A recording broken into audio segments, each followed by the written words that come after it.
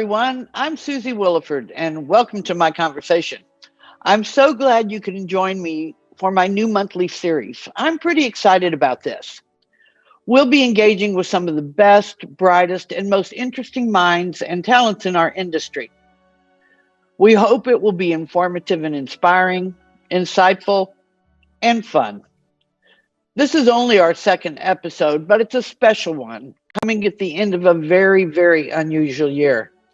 I couldn't be happier to welcome my guest and my really dear friend, Cindy Allen. Cindy is the amazing editor-in-chief of Interior Design magazine, one of the premier properties of the SANDOW media empire. She is quite simply a driving force in the interior design, and I'm very happy to say she's a big advocate of the NKBA.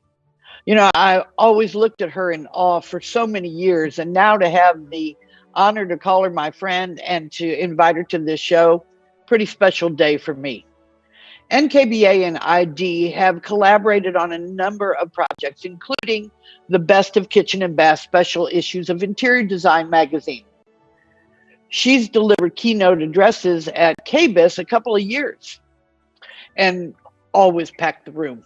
And she's hosted the ID Live right from our booth on the show floor. She's also host of DesignTV, and I'm honored to be a regular guest on her show. So now it's my turn to host her. She's usually the one asking all the questions, but now we get to do the asking. So welcome, Cindy. Hi, Suzie. Okay, can we just switch the tables right now? Okay, let me get back into my comfort zone. Anyway, I'm so happy to see you, and I love you so much. And you know, after the year we've had to like sort of end the year together is very inspiring for me too. Well, thank you. I have to tell you, I'm much more comfortable when you're leading the charge and I'm following. So, you know, if this goes askew, just stop me and we'll see what we can do.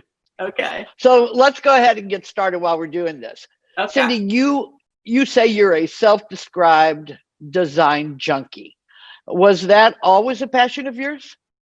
It's funny because thinking back on something like that, I wasn't exposed to design. Like my family wasn't about design. My father was a math professor, but he was creative.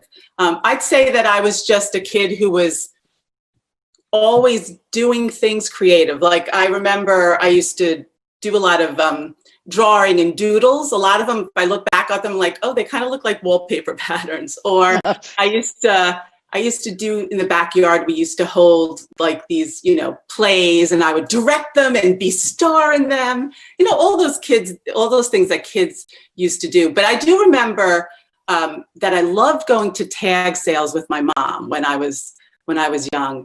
And then when I got a little bit older, I was completely obsessed with design magazines. So, and they used to transport me somewhere else. And that's never changed, I guess. So tell me, tag sales, what's a tag sale?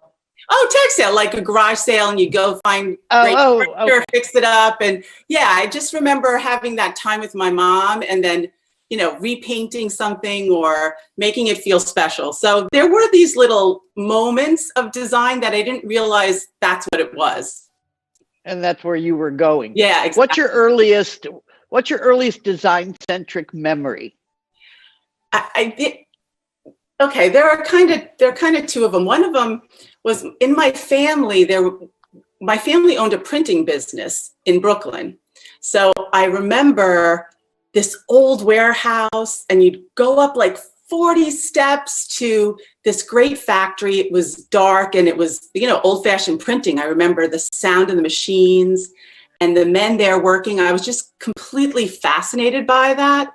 And then fast forward, when I got out of college in New York City, the economics was really bad. It was really, really hard to get a job. And if you were a creative kid, you wanted to work like at an agency. And so I wanted to design some sort of resume that was memorable.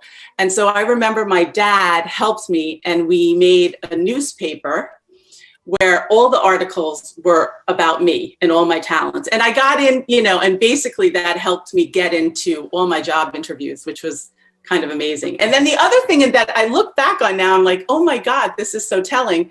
My first apartment was in a little brownstone on the Upper East Side, and I fixed it up and I submitted it to Met Home. Used to have these really, really great, like once a year, like home awards. And I got like an honorable mention. So I didn't even really care that I didn't win, but I remember doing that. And then all these years later, all these awards programs that I'm doing, it's kind of crazy. Well, but now you understand the value of them and how encouraging it is for somebody when they win to go forward with their career. You know, everybody knows Cindy Allen, the diva, the queen of design, the voice that when you speak, everybody listens. But I don't know how many people really know about your journey or your life growing up, or how you landed where you are today, and the role of design in that journey. Would you be comfortable sharing a little bit about your life growing up with us? You know, it's true. A lot of people don't know, and I always tell young folks that it's about your experiences and gathering on them. And so that when you look back, it kind of makes sense. When you're in the middle of stuff, maybe it doesn't. So, okay, so Cliff Notes. I was in college I had a double major, business and communication. So I was always kind of left brain, right brain. And I liked looking at both sides. And I married, so I was at St. John's University, and I married a 6'10" basketball player. There was a big basketball program there. And right out of college, we were really, really young and lived overseas because he got, you know, he got scouted, and there was a very big European league there. So we basically jumped around from country to country for 9 years. And most people don't know this about me, that's for sure. Wow, that's exciting. Yeah, yeah. But, you know, at the same time, we were really, really young. I mean, and he was a great guy, but neither one of us, like, I mean, I was so young. I had just gotten out of college, you know. It was very exciting. I remember everyone was so excited, but it wasn't like a long lasting, I mean, you think it might be, but I think back then as a woman, it was easier to put your energy into someone else's career than your own. It was a different time than now, you know? And so we got divorced, and I had to start over. So 9 years later, I started over at the bottom as an assistant at Calvin Klein Cosmetics, moved back to New York and started from the bottom.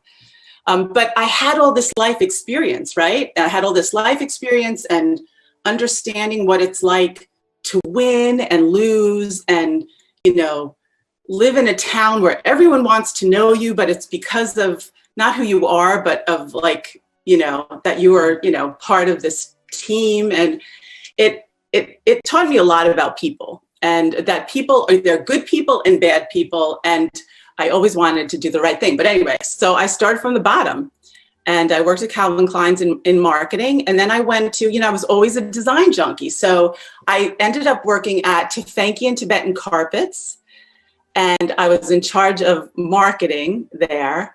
And I ended up being in charge of all the ad placements, and that's how I connected to interior design, actually. And I still remember back then, if you wanted a job, you'd look in the New York Times paper, and I was looking for my best friend because I didn't like the job she had. I was like, you could have a better job. So I started looking in the paper for a job for her, and I saw this ad for marketing director for Interior Design magazine. I was like, huh. And then I called a friend there. I said, you know, would I be good at this job? They were like, you would be perfect. And that was my entree into interior design. Wow. Wow. Crazy, right? That's crazy. And it's interesting how part of your story parallels mine. So tell me. We have even, no. I mean, about the Marion Young, and, you know, I was so young and I was more invested in him than I was in me. And it took me a while to figure that out. And then I had to start over, you know, you start over it. It doesn't leave, right? It doesn't leave you, right? It's sort of like, no. Okay, what about yourself? What are you going to do for yourself? It doesn't leave you. So, no, yeah. and he was a great guy, you know, and Mine he's too. the fabric, part of the fabric of who I am today. So that's all good. Yeah. So obviously, being left brain and right brain, you could have gone either way. Yeah. And you may have answered this already. I think I better understand what made you decide to go into journalism as opposed to design. Because you obviously could have gone either way. Yeah, it's a funny thing that it never occurred to me to be a designer. Like, I was always more exposed to media and marketing and more exposed to magazines. So yeah, it never occurred to me. Talking about media, so print media, like a lot of businesses, have had some challenges, not just in COVID, but print media has been challenged now for quite a few years. A lot of people say that print is struggling. However, SANDOW, being a smart and successful publisher, has branched into many other media platforms, primarily digital, been still successful in print. Yet, you still do have this successful print franchise that holds true across your whole company's portfolio. Why are you guys thriving when so many other legendary, long-standing, familiar titles are vanishing? That's a good and a really big question. Well, a couple of things. First of all, interior design has always sat in its own space, right? Because it's always been a professional magazine that represents and records the industry. And, that's different than many other magazines, even fabulous ones that we all love to look at. In the old days, it was called a trade magazine, right? Now it's like kind of a great design magazine. And we follow what's happening in the industry. So we're always staying current because of that.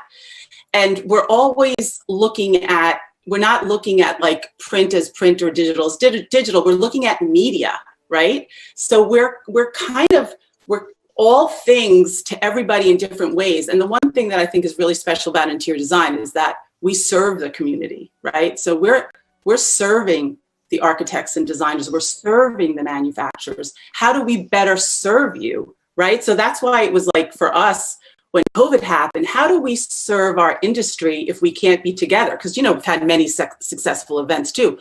Okay, we're going to pivot and we're going to start DesignTV. That's how we're going to serve you. So I think we've always stayed very, very close. Plus we have these relationships, right?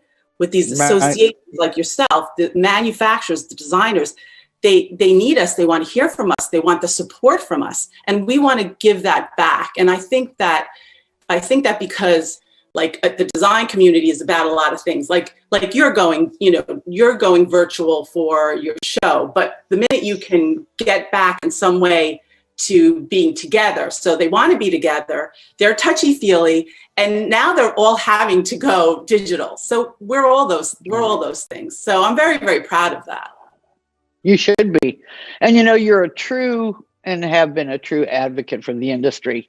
And you started the very impressive, because I've been to it, Best of Year Awards, also known as the Boy Awards. It's really quite a spectacular event in New York, and I can't wait to attend it live again next year. I know. I just want to be with somebody, all these wonderful people. There's a lot of great award shows, though. Why did you decide to start the Boys, and what do you think their unique niches? Yeah.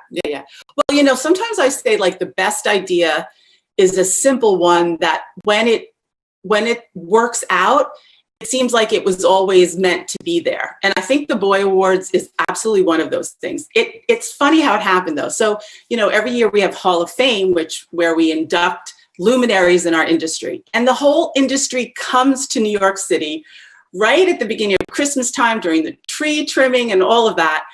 And they're in the audience. Now, I've stood in front of them for 20 years now.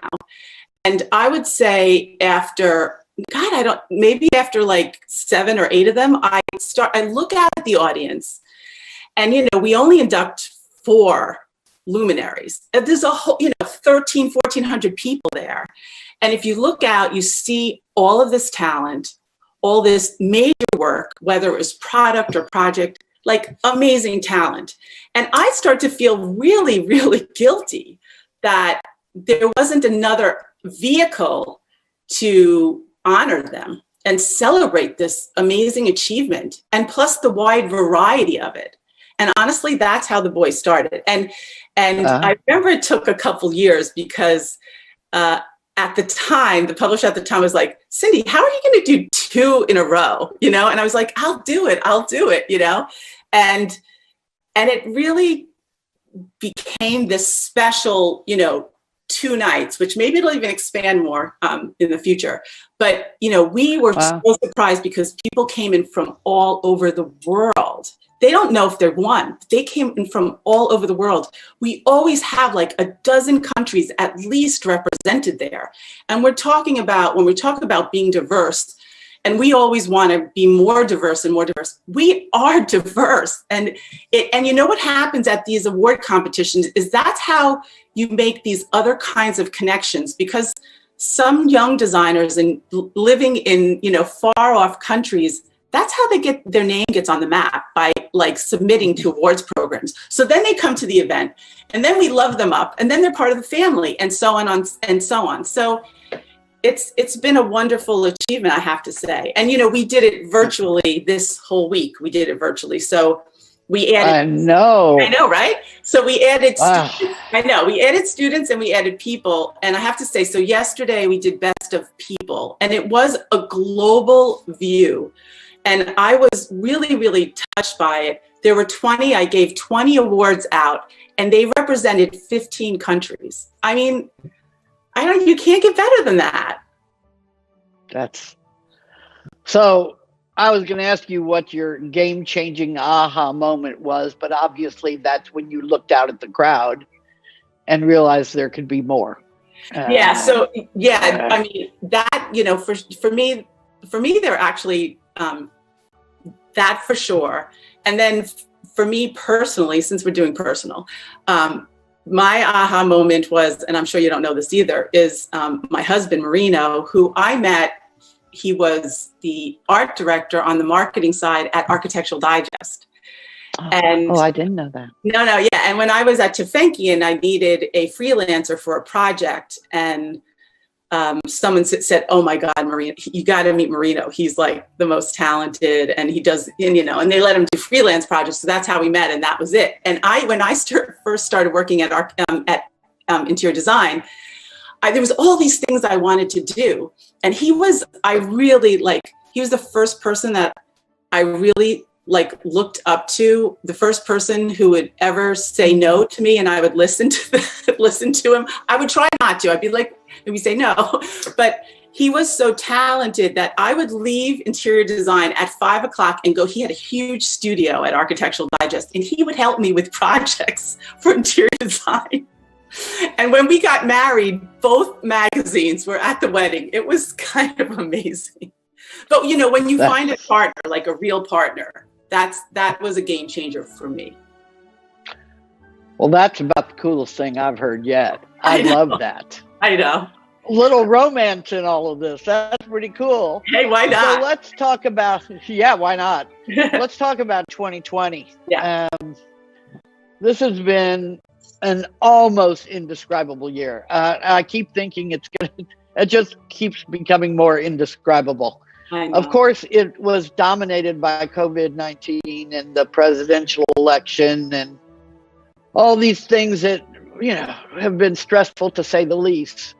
But out of every year like this, every time, every cycle, good stuff comes out and lasting changes come out. But out of this, what design-related elements do you think 2020 will be remembered for? Oh boy. Oh boy. Well, if any. Yeah, no. There definitely will be. I mean, I think the things we can't see, which is to me really interesting, is that we're having these conversations that we never had about air, for instance, and, you know, air circulation, spaces where you can open a window. Think about hospitality, like open a window in a hotel room, or terracing for, you know, office spaces, and, you know, new ways to work indoor and outdoor. So that's like kind of an amazing thing. Air, you know, I had this amazing engineer on one of my Instagram programs who was telling me, he was teaching me all about COVID and air. So I feel like that's like really something we never thought about before. Another thing in the kitchen and bath industry, and especially in the plumbing industry, we've never talked about hygiene as much as we've ever have now, right? And I give my hats off to all of the amazing plumbing companies, because that's in their DNA of their company, but we never talk about it. We talk about design and beauty and function, but we never talked about hygiene. So that's like such a big thing that then starts to bring together this wellness, which is something we're going to be talking about for all our years to come, and in every category of the industry, which is amazing. I love this. We just gave a Best of Year award in Bath to this beautiful, it was a private wellness pavilion in Austria. It is absolutely killer to die for. But when you think about the home, this is even spectacular. This is not something I would ever be able to have in my home. But when you think about the home and the kitchen and bath, and how much we've needed those spaces, like you, Suzie, like you redesigned your kitchen during COVID. Like, it's so important to us now, right? In a completely different way. That's true. And air circulation was at the top of my list, which if I would have done it 5 years ago, maybe it wouldn't be. My husband and I laugh about the world's probably the cleanest it has ever been, because everybody is really paying attention. And I think I agree with you. Those will be the lasting gifts out of this, is just a little better breathing, cleaner environment for all of us. Yes. So now, although this has been fascinating and a lot of fun, I really love this part. Now it's time for our lightning round, which is quick questions, quick answers, no explanations, just one word where possible, or a short sentence. Are you ready? I'm going to try. Okay. I'm going to try. Okay. What was your last Cindy Graham post? Oh, Jesus. Okay. Well, today I'm posting where when I undo a box for each issue. So I'm going to undo the December issue today. David Rockwell, he has no idea. He's on the cover, and it's for an outdoor dining space, which is also a trend right now, COVID. Cool. Yeah. What design trend or element do you wish would just go away forever? You're making me nervous with these questions. I think opulence for opulence sake, like irresponsible opulence. I don't like it. Good. And nobody ever makes you nervous, so you're not fooling me. What's the coolest innovation you discovered at KBIS last year? Well, looking back now, touchless anything, and also that just won a Best of Year, Kohler's Intelligent Toilet, which is also something we're going to be talking about in the future. Very cool. Yeah. iPhone or Android? iPhone. What's the little black dress of interior design? The little black dress is red, which is our, it's a red that we use. It's sort of our branding, and it's 80 magenta, 90 yellow. So a red. All right. What defines modern luxury to you? Definitely spa-like bathrooms. And that spa in Austria is modern luxury off the charts. Okay, I got to check this one out. Do you mostly cook or order? Well, these days we order in food, and then we cook. I mean, we order in stuff, goods, and then we cook. And my husband makes like unbelievable bread, crazy good. So we're cooking. So we call that at our house food assembly. Food assembly. Yes. We're food assembly. Yes. What's your favorite period of architecture? Oh, the Bauhaus, for sure. Favorite city? Oh, there's a lot, but I think because of Salone and bringing the global world of design together, I have to say Milan. Okay. What's the last book you read or listened to? Well, I have to say, we just finished a Woman in Design book. I have to give a little plug, but we just ordered a book on the Pope that I'm going to be reading, so. Orlando or Vegas? I have to go for the desert. What gets your juices flowing as an editor? reviewing a project or meeting a young designer and seeing a project or something I've never seen before, I can't describe it. It makes your heart beat fast, and it gives you, it gives you the happies, and you just want to share it with everybody. That's beautiful. What's the biggest professional challenge you've overcome, and how did you do it? Now that's a hard one to do quickly. I know that's a hard in a sentence. Come on, this is now getting cruel. But we can skip that one if you want. Well, it's good. I became editor-in-chief working on the New York issue right when 9/11 happened. And it changed my life. It changed my thinking about being a leader and how to support the industry. Wow. I know, right? Wow. Yeah. What's something amazing or unexpected about you that we don't know? I've given you a lot, okay? Can I just say? You did. I've given you a lot. When we're in the car, my husband always says, Cindy, you could have been a professional singer. I'm not singing, but. That's fun. Yeah. What design style or genre had the most influence on you? Modernism. What other magazines do you love? All the SANDOW brands, Metropolis, Lux, and New Beauty. But I get all the magazines, and I do always look forward to the New Yorker and New York Magazine. Oh, I told you I'm married to a magazine junkie. What's the next smart home technology thing you want for your house? Well, I'm an Apple girl, but I'm definitely on your train, and just in terms of air purifier. What profession other than your own would you like to or have wanted to pursue?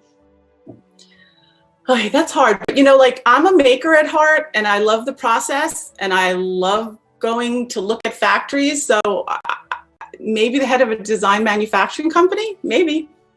Oh, cool. Mine? Law. I want to know. I would have liked to have done law. Any regrets? Wait, what? Any regrets? Wait, what did you say? Sorry, I didn't hear you. What did you say you would have done? Law. Oh, law. Wow. Law. I love to negotiate. So I would have liked to have done law. I love that. Any regrets? I don't live like that. I feel like you learn, you pick yourself up, you dust yourself off, and move forward. I was just going to ask you best advice you've received, but I think you just gave it. Yeah, it's true. That's true. That's true. If especially young people, no regrets. Just no regrets. Move forward. No regrets. Yeah, exactly. Best advice you can give to aspiring design professionals. We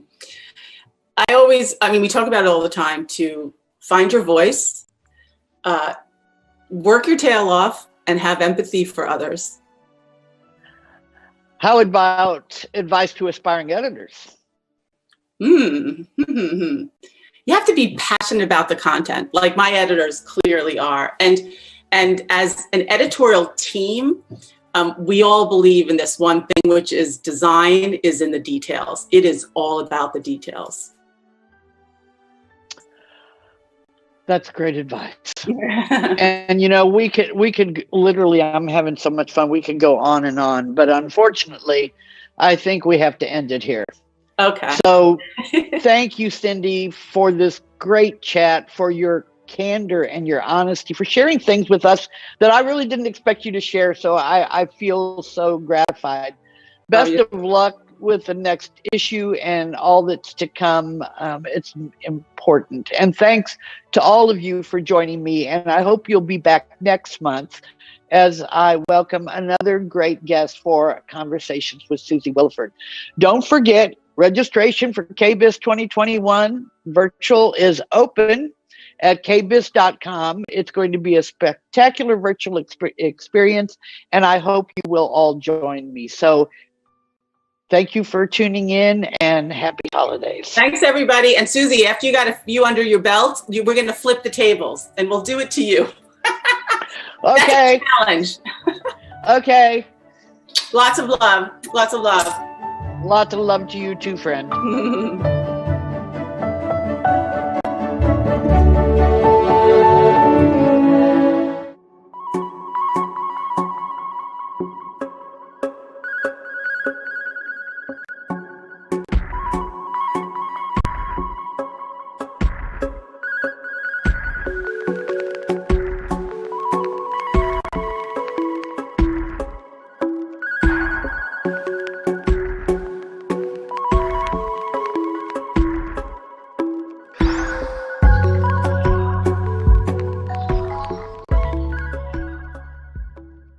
Welcome to Metropolis Sustainable Product Spotlight.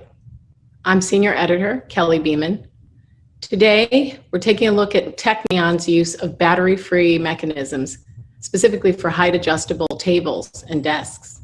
It's a hidden design feature, but with a big impact on energy use, packaging, and ease of installation. With me to talk about this innovation and the company's long history of incorporating environmentally friendly practices in manufacturing is Tracy Bacchus, Director of Sustainability Programs, and Daniel Smith, Director of Product Management, Seating, and Ergonomic Products for the company. Tracy, let's start with your company's long history of sustainability. Thank you, Kelly. So for a young company, just over 35 years old, we do have a long legacy of sustainability. And as a privately owned company, when a lot of times companies will back away from things that are the right thing to do, because they may not be the financial thing to do, we've never taken our foot off the gas, and we really wouldn't do it any other way. We're not about being first, we're really about being better. So what you'll hear today is not about a brand new product, but an evolution of a product that has gone from something that was a product introduction to a red list free material solution to an ergonomic solution that is now deeply ingrained within the WELL Building Standard. And we're going to kind of give you a sneak peek into some of the information on energy, because we're very focused on energy now and our carbon. We have been. It's not something we just woke up today and said, hey, let's go do that. But we've been looking at the Sustainable Development Goals for a while, and we know that carbon is a huge, big elephant in the room today. So looking forward to the conversation. Me too. Daniel, perhaps you could take us into the discussion of this mechanism, which sounds a bit low tech, but has this great impact that a lot of other companies are just waking up to looking in. Sure.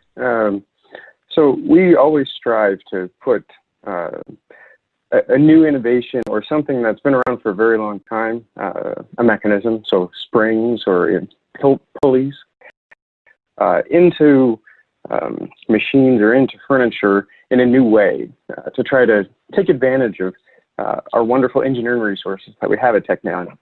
And so what we did back in the late 80s with a gentleman by the name of Hannah Shaheen, he's the primary inventor on our counterbalance tables. He was able to take spring technology and put it into your standard table so that you could get a sit-stand technology. Sit-stand is something that people have been heavily talking about in the last 5 or 6 years. We've been doing this for 35 plus years.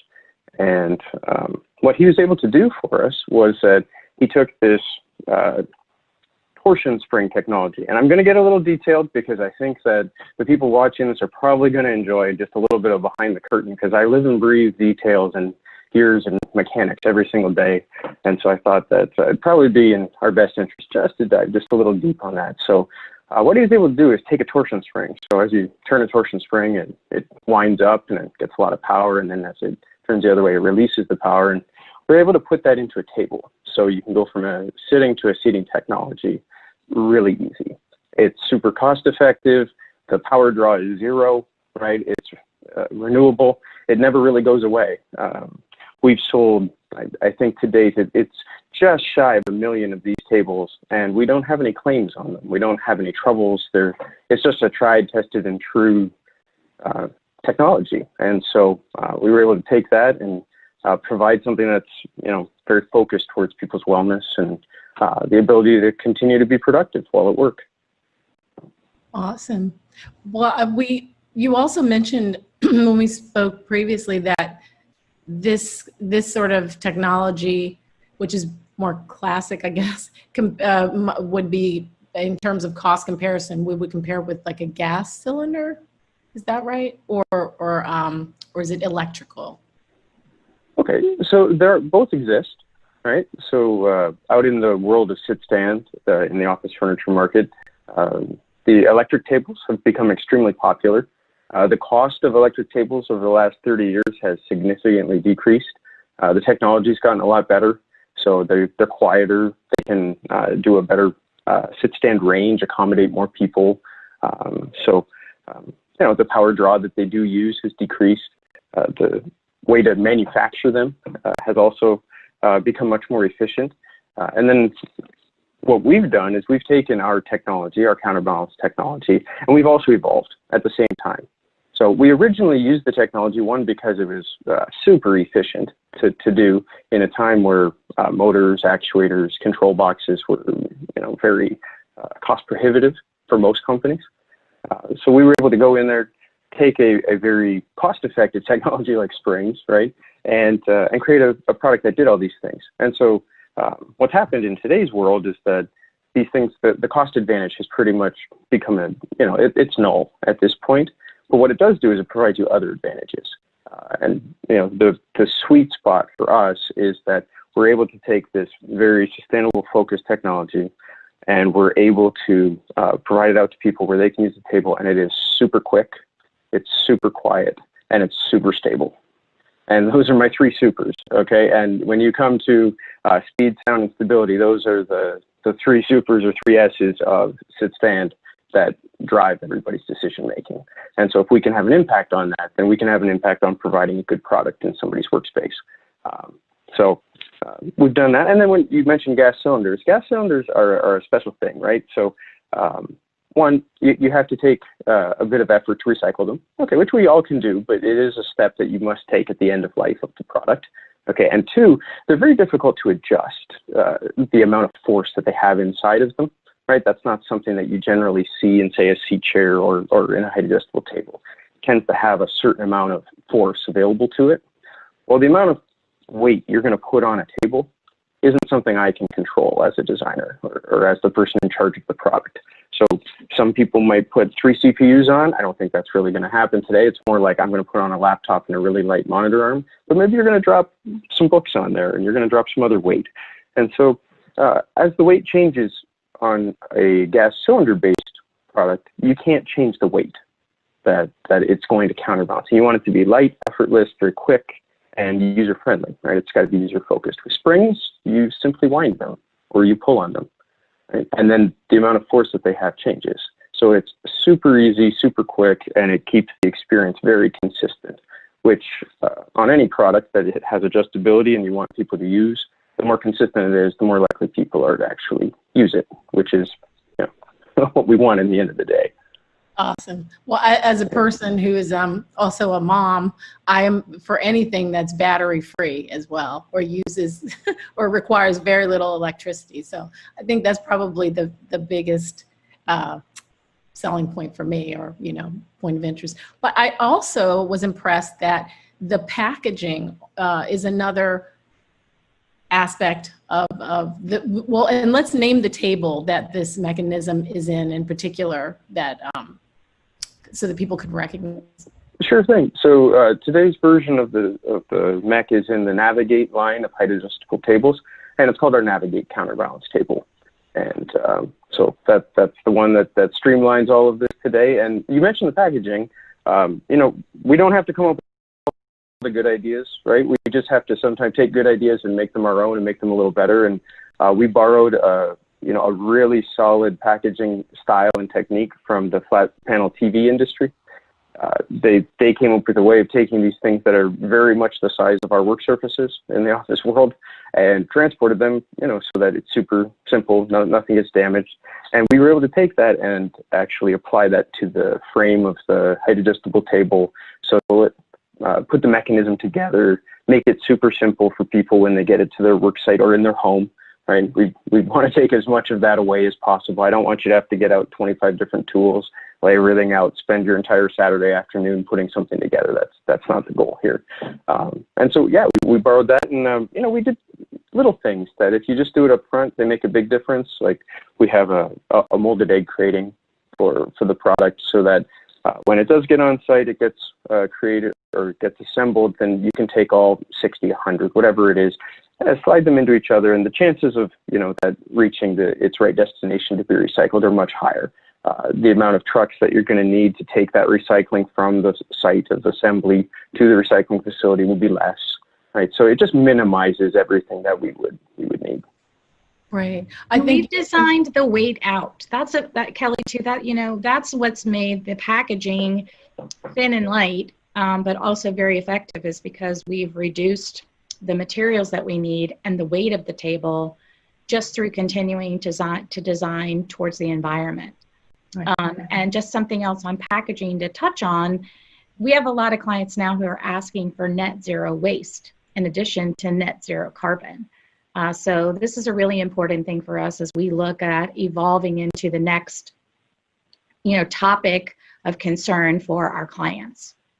Yeah, I was impressed with the idea that not only do you make the recycling job easier for a client who's placing a large order with your company, but you put a number on it. You could fit 30 or 40 of these egg crate cardboard pallet on a pallet. I'm sorry. But can you tell us about how that helps them meet this net zero waste goal?